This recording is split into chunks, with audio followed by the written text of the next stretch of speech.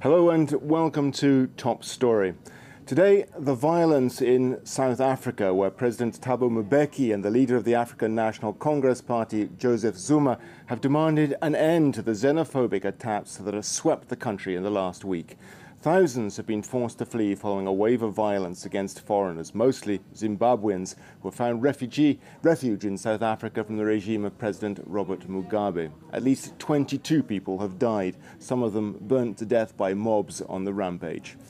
Zuma said he could not understand how South Africans could be hostile to people from countries that had given refuge to them during South Africa's struggle for liberation from apartheid. In Johannesburg, armed police continued to fight running battles with rioters on Monday and made scores of arrests. There are thought to be some 3 million Zimbabwean refugees in South Africa, where they've become scapegoats for rising crime and job losses. Well, joining me now to explain what lies behind the violence is Georges Lory, who's head of international affairs at Radio France International and a specialist on South Africa.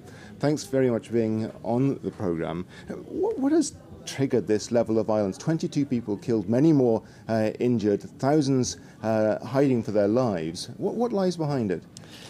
It's not a real surprise because South African society is a quite violent one, but the surprise comes from the momentum. Why now? Obviously, unemployment is very high in South Africa. The official figure says 28%, but it might be higher, around 40%. And the food prices are getting up, and that's probably what triggered this violence. But if I may say, we had already xenophobic manifestations in South Africa since the 90s. So this shouldn't have been entirely unexpected? No, not really. Precisely the way it happened, like in the early 90s, where people from the hostels, I'd have to say mainly Zulus, came back and attacked people around in the surrounding townships. It looks more or less like the same way. What is new is that obviously there are gangs, organized gangs. Previously, in the 2001, you had some attacks against Mozambicans, Malawians. Last year, 30 Somalians were killed, but they were scarce. They were not organized, and that's something really worrying, that it's organized. Well, you mentioned Somalis, Malawians. There are something in the region between 1 and 3 million Zimbabwean refugees as well. There's clearly a massive immigration into South Africa. Is that the key factor in this, or are we talking about many layers of different factors which have caused this problem? Well, first layer would be endemic violence coming from the apartheid years, which destroyed the structure of a normal society. But then when the black South Africans thought they could earn something from the new dispensation from democracy, suddenly many thousands of Africans came into South Africa, and many black South African male have the impression they cannot benefit from the new society because of people coming and taking their jobs. Well, in African terms, at least, South Africa is a relatively wealthy society, economic growth of 5% a year, and obviously it is attractive for many Africans coming from other parts of the continent. But 30% unemployment in South Africa as well. Surely that's a big factor in this. Yes, obviously. And of course, migrants take lower jobs with a lower salary, and that annoys quite a lot of people. Crime is up and is blamed on immigration. You have some stereotypes. Nigerian would be dealing with drug problems, Mozambican taking jobs in the rural areas at a very low price. So that's some stereotypes. And now the new factor is all the people coming from Zimbabwe.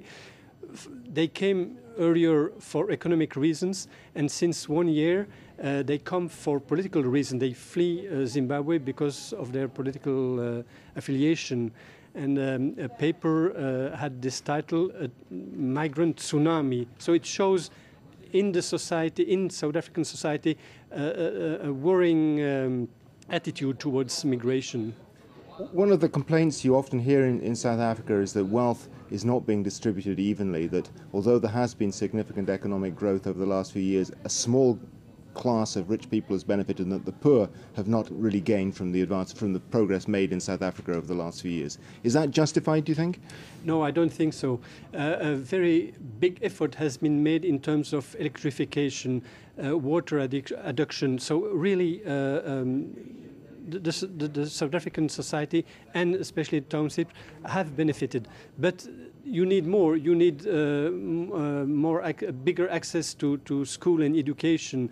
When it comes to building, slow process has been done, and people see this middle class in the big towns, and not everybody has benefited from the new dispensation, or not benefited at the same level.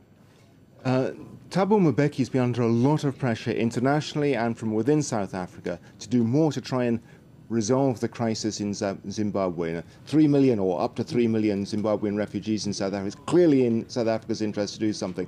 Is Mbeki now paying the price for not doing enough in Zimbabwe? Perhaps. He's very respectful towards Mugabe because, first of all, Mugabe is a real guerrero. He liberated 60% of Zimbabwe's territory before coming to power, whereas the ANC gained on the diplomatic field. And then you have the generation gap. Mbeki feels from a younger generation, so he's more respectful to Mugabe. And then he fears also this problems Mugabe faced in Zimbabwe in the rural areas and land distribution. So is Mbeki going to pay a political price for this in South Africa, do you think? More probably, yes. Most probably. In what way? He might be asked to leave earlier than he thinks. He's there till April next year. We know that within the ANC there's a lot of talking since Zuma has been elected with such a wide margin. His supporters are asking Mbeki to leave earlier. We're going to have to end it there, I'm afraid. That's all we have time for today. Thanks to our guest, Georges Lory. Join us again tomorrow for another edition of Top Story. Goodbye.